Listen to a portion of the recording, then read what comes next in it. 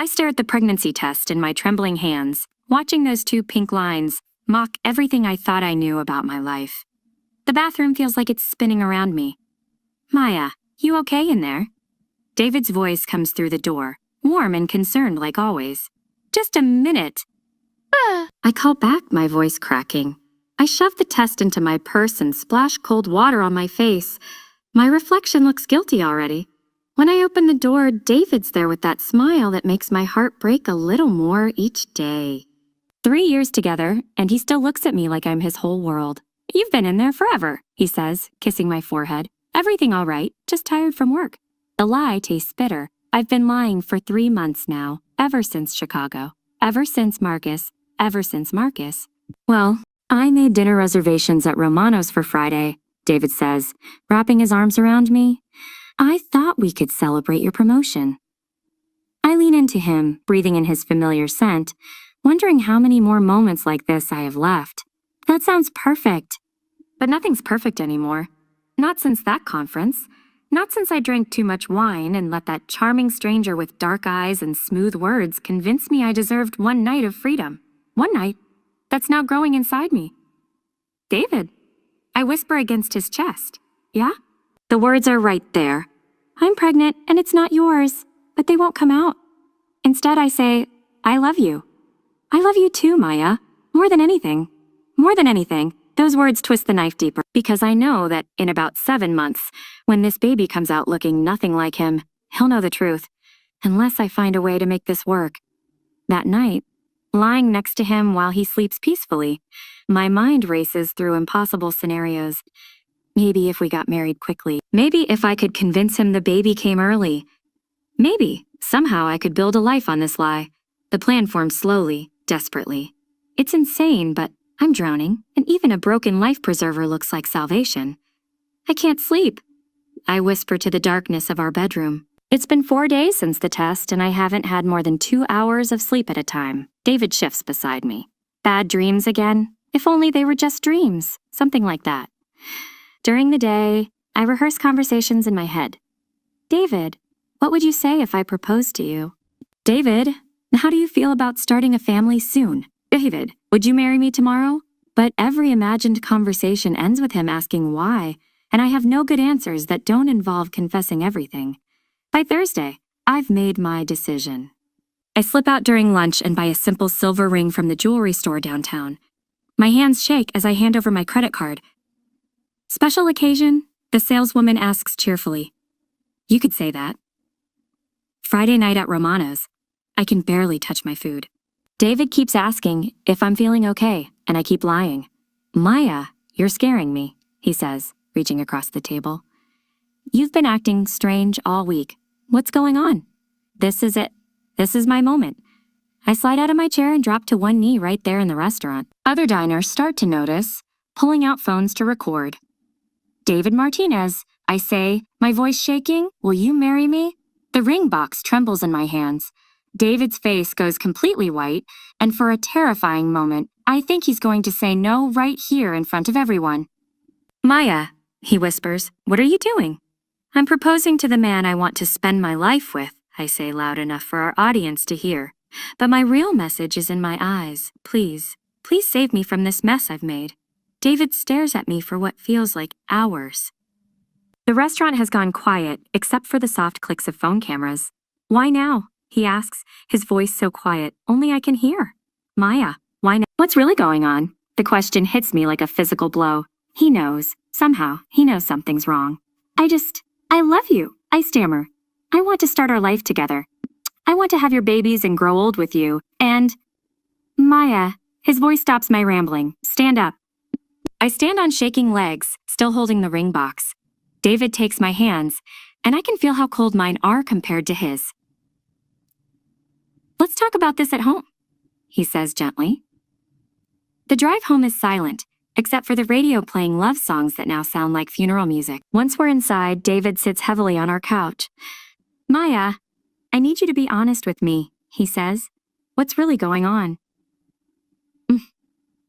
I just realized I don't want to wait anymore. I lie. I want to marry you, David. Isn't that what couples do when they're ready? He looks at me with those penetrating eyes that seem to see straight through me. I need time to think about this. Time to think. My voice comes out higher than intended. About marrying, about why the woman I love just ambushed me with a proposal in a crowded restaurant after acting strange for a week. I feel like I'm drowning. So, that's a no? I need to understand what's happening here before I answer. The next morning, David's already gone when I wake up. He left a note, had to go in early. We'll talk tonight. But we don't talk that night.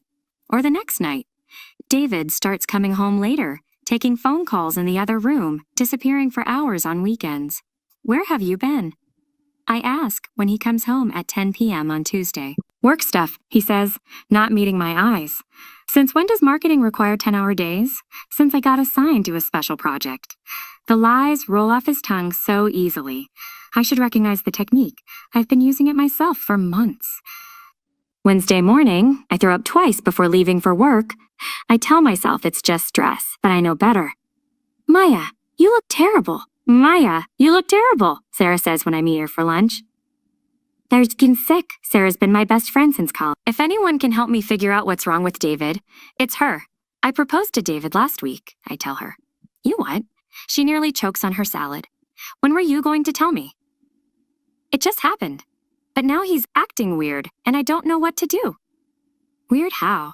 Distant, secretive. He's taking calls he won't let me hear and disappearing for hours. Sarah frowns. That is weird? Actually, I saw him at the grind yesterday with some woman I didn't recognize. My stomach drops. What woman? Professional looking, dark hair. Nice. They looked pretty serious about whatever they were discussing. I spend the rest of lunch trying not to panic. Is David seeing someone else? The irony would be almost funny if it weren't destroying my life. That evening, I decide to confront him. I'm washing dishes when he comes up behind me. Maya, I've been thinking about your proposal. I turn around, hope and terror warring in my chest. And? I think we should meet tomorrow night, Riverside Park, where we had our first date, 7 o'clock. Because I have some things to tell you, and I want it to be somewhere special. His expression is unreadable.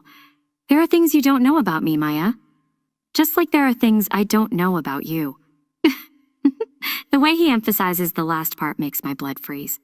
What do you mean? You'll understand tomorrow. I barely sleep that night, my mind racing through every possible scenario. None of them end well. I call in sick to work, unable to function. My morning sickness is getting worse, and I'm terrified someone will notice. Every time my phone buzzes, I expect it to be David telling me he knows everything. By noon, I can't take it anymore. I start searching through David's things, looking for clues about what he's planning to tell me tonight. In his desk drawer, buried under old bills, I find a business card. Detective Chen, Private Investigations, specializing in infidelity cases. My hands start shaking so badly I drop the card. He hired a private investigator. He knows about Chicago. He knows about Marcus. I call the number with trembling fingers, disguising my voice. Chen Investigations. Hi, I'm calling on behalf of David Martinez. I need to confirm his appointment for today. Mr. Martinez doesn't have any appointments scheduled. His case was closed last week. Oh, right, the infidelity investigation. I can't discuss case details, but yes, that file has been completed and delivered. I hang up and run to the bathroom just in time to throw up. This is it. This is how my life ends. David comes home early with Thai takeout from my favorite place. He's acting completely normal, which somehow makes it worse. How was your day? He asks, setting up the food. Fine. I lie, picking at my pad thai. How was yours? Good. Productive. He smiles and I want to scream. We eat in silence, both of us pretending everything's normal. I keep waiting for him to confront me, but he just makes small talk about work and the weather. Finally, he checks his watch. I should head out soon to set things up. Set what up? For tonight. Our conversation. My heart pounds. David, if this is about... if this is about Maya. He reaches across the table and takes my hand. Whatever happens tonight, I want you to know that the last 3 years have been the best of my life. After he leaves, I sit alone in our apartment, wondering if this is the last time I'll ever be here. I consider running, packing a bag and disappearing before he can destroy me publicly, but I can't run forever.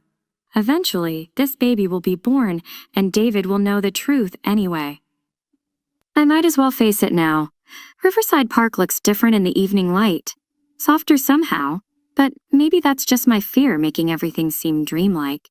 I arrive early, sitting on the same bench where David first told me he loved me 2 years ago. The irony isn't lost on me. When I see him walking toward me, he's not alone. The woman from the coffee shop is with him, along with an older Asian man I don't recognize. My legs feel weak. This is it. He's brought witnesses to humiliate me properly. Maya, David says softly as they approach. I stand up, trying to maintain some dignity. David, I see you brought friends. I brought people who need to be part of this conversation. He takes my hands, and I'm surprised by how gentle he is. Maya, I need to tell you something that's going to shock you. I brace myself for him to expose everything. The investigation, Marcus, the pregnancy I think he knows about. Instead, he says, I'm not who you think I am. I blink. What? My real name isn't David Martinez. It's David Chen. He gestures to the older man.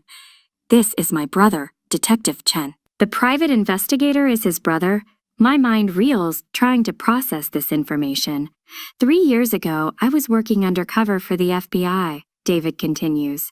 I was investigating a financial fraud ring, and I created the David Martinez identity as my cover. The woman steps forward. I'm Agent Rebecca Liu, FBI, David's handler. I stare at them like they're speaking a foreign language. I don't understand. Maya, you weren't supposed to be part of the case, David says urgently. But when I met you at that networking event, I fell in love. Real love. Not part of the cover. The operation ended 6 months ago, but I was too scared to tell you the truth about who I really am. You've been lying to me for 3 years? My voice comes out as a whisper. About my name. My job, yes. But never about my feelings. The man you fell in love with is real, Maya. I'm real. Agent Liu adds, the undercover operation was successful. We took down a major fraud network, but David refused to just disappear from your life. I kept the Martinez identity because I was terrified you'd leave me if you knew the truth, David says. But when you proposed to me so suddenly, I realized I couldn't marry you while living a lie. I sink back onto the bench, overwhelmed. All this time, I thought he was investigating my infidelity, but he was preparing to confess his own deception.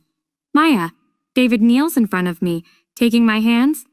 I know this is a lot to process, but I love you. Will you still marry me, knowing who I really am? I look into his eyes, these familiar eyes that belong to a stranger named David Chen, and feel the weight of my own secret crushing down on me. He's being honest with me, finally, completely honest. And here I am, carrying another man's child, about to build our marriage on the biggest lie of all. Riverside Park looks different in the evening light. Softer somehow, but maybe that's just my fear making everything seem dreamlike. I arrive early, sitting on the same bench where David first told me he loved me 2 years ago.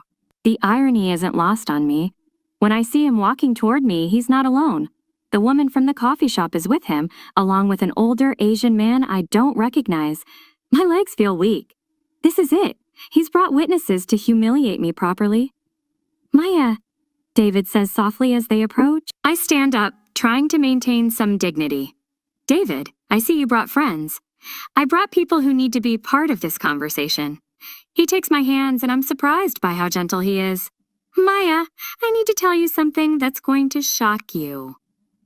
I brace myself for him to expose everything. The investigation, Marcus. The pregnancy I think he knows about. Instead, he says, I'm not who you think I am. I blink. What?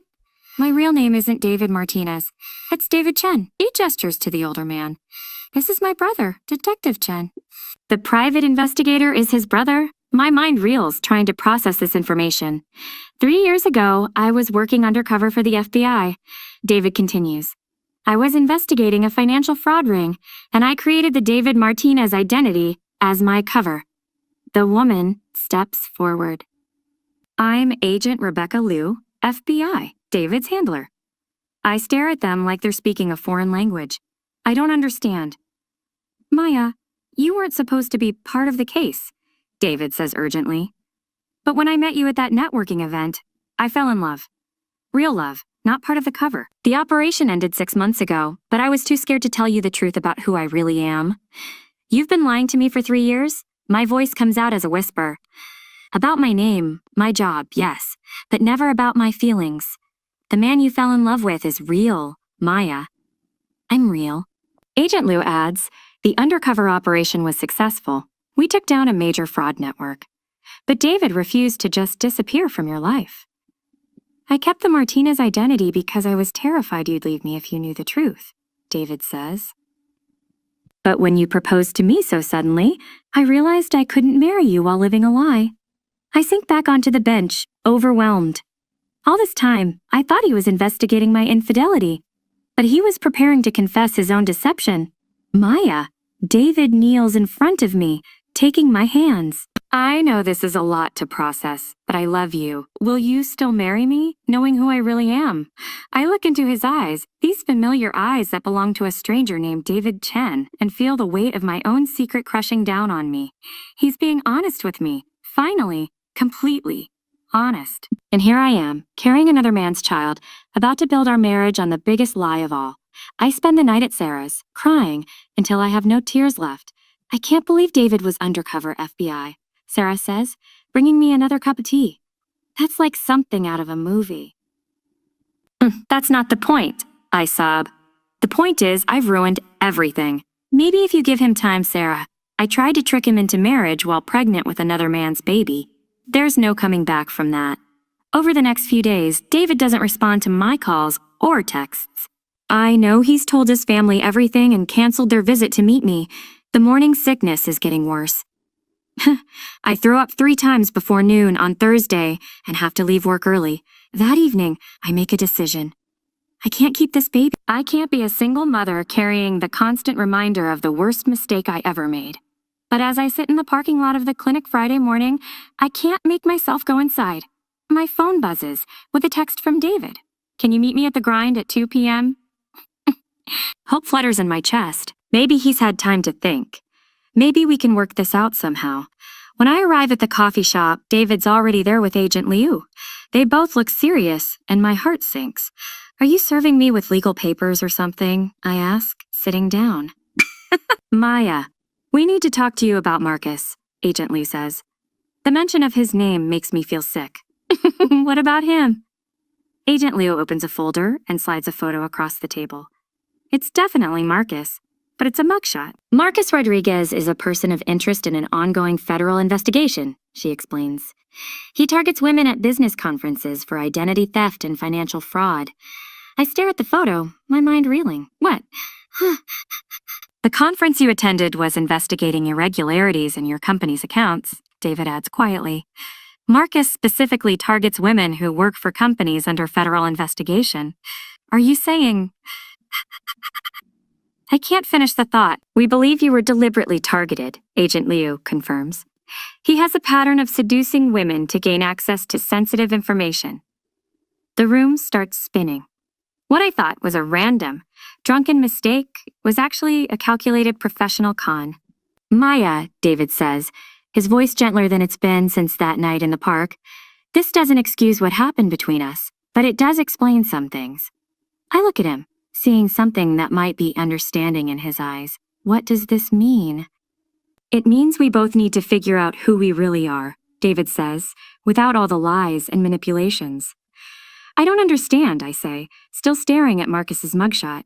He seems so normal, charming, but normal. That's what makes him good at what he does, Agent Liu explains. He's been running this con for 2 years, targeting at least 15 women that we know of. What kind of information was he after? Company passwords, financial data, client information. Did you share anything like that with him? I think back to that night, trying to remember through the haze of alcohol and guilt. I don't think so. We mostly just talked about life stuff. What about your phone? Did he ever have access to it? He might have. I was pretty drunk. The implications hit me. Oh God, what if he got into my work emails? That's what we need to determine, Agent Lee says. We'll need you to come in for a full debriefing. I look at David, who's been unusually quiet. What are you thinking? I'm thinking that we've both been manipulated, he says. Me by the job, you by Marcus. The question is, what do we do now? David, I need you to know that even if Marcus targeted me, what I did was still my choice. I still betrayed you. I know, his voice is soft but firm, and I still lied to you about who I was for 3 years. Agent Liu clears her throat. If I may, you both made mistakes, but you're also both victims of circumstances beyond your control. The question is whether you can move forward together or separately. David reaches across the table and takes my hand. It's the first time he's touched me since that night in the park. Maya, I've spent the last week hating you for what you did, but finding out about Marcus, it doesn't change what happened, but it changes how I understand it. What do you mean? I mean that maybe we've both been living lies for so long that we don't know how to be honest with each other. Maybe we need to start over. My heart leaps, but I force myself to stay realistic. David, I'm still pregnant with another man's child. I know. He squeezes my hand. And I still don't know if I can handle that. But I think I owe it to both of us to try to figure it out. What are you saying? I'm saying that maybe we don't get married right now. Maybe we take time to be honest with each other, really honest, and see if there's anything left to build on. I start crying, but for the first time in weeks, they're not tears of despair. I would like that, I whisper. But Maya, David's voice grows serious. If we do this, no more lies. About anything, ever. No more lies, I agree. Agent Lee smiles. Well, this has been the most unusual debriefing I've ever conducted, but I think it's been productive for everyone. So what happens now? I ask Agent Liu as we prepare to leave the coffee shop. Now you come in tomorrow for a formal interview about Marcus. We'll need every detail you can remember about that night and any contact you've had since. There hasn't been any contact since. It really was just one night. That's actually good, David says. It means he probably didn't get what he was looking for from you. We walk out together, and for the first time in weeks, I don't feel like I'm drowning. Maya, David says as we reach our cars. I meant what I said about starting over. But we need to talk about some practical things. Like, what? Like the fact that I've been living under a false identity for 3 years. I need to figure out my real life now. David Chen's life? What does that mean? It means I need to find a new job, probably move to a different apartment. My whole life as David Martinez was fake. The reality of our situation hits me. So even if we work things out, everything's going to change. Everything's already changed, Maya. The question is whether we change together or apart. That night, I lie in my own bed for the first time in a week. David drove me home and helped me carry my bags up from Sarah's, but he didn't stay. I need some time to process everything, he said, but I'll call you tomorrow. My phone rings at 9 a.m. Maya, it's David. How are you feeling? Physically or emotionally? Both. Physically, terrible. The morning sickness is getting worse. Emotionally, I don't know. Hopeful? Terrified? Yeah, that sounds about right. He pauses. Maya, I've been thinking about what you said yesterday, about the baby. My heart stops. And I can't promise I'll be able to handle it. But I think I owe it to both of us to try. David, you don't owe me anything. Yes, I do. We've both made mistakes, but we've also both been victims. Maybe we can figure out how to heal together. I start crying again. I would really like that. Good, because I have a proposal for you. Another proposal. I laugh through my tears. Not that kind. I'm thinking we should go to counseling together. Learn how to be honest with each other. I think that's a great idea. And Maya, no matter what happens between us, I don't want you to go through this pregnancy alone. Even if we can't be together romantically, I want to be there for you as a friend. The generosity of his offer overwhelms me. Why? After everything I've done? Because the woman I fell in love with is still in there somewhere, under all the fear and lies. And I think the man you fell in love with is still in here too, under David Martinez's fake identity. So what happens now? Now we figure out who David Chen and Maya. What's your middle name? Elizabeth. Are when they're not lying to each other. 6 months later, I'm sitting in the same coffee shop where Agent Lee first told me about Marcus, waiting for David. We've been going to counseling twice a week, slowly learning how to be honest with each other. My pregnancy is showing now, a constant reminder of the night that changed everything. Some days, David looks at my growing belly with sadness. Other days, I catch him looking at it with something that might be curiosity. Sorry I'm late, David says, sliding into the seat across from me. Agent Liu wanted to update me on the Marcus case. What's the verdict? He's going to prison for a long time. Fraud, identity theft, manipulation of federal investigations. They found evidence of at least 20 women he targeted. 20 women.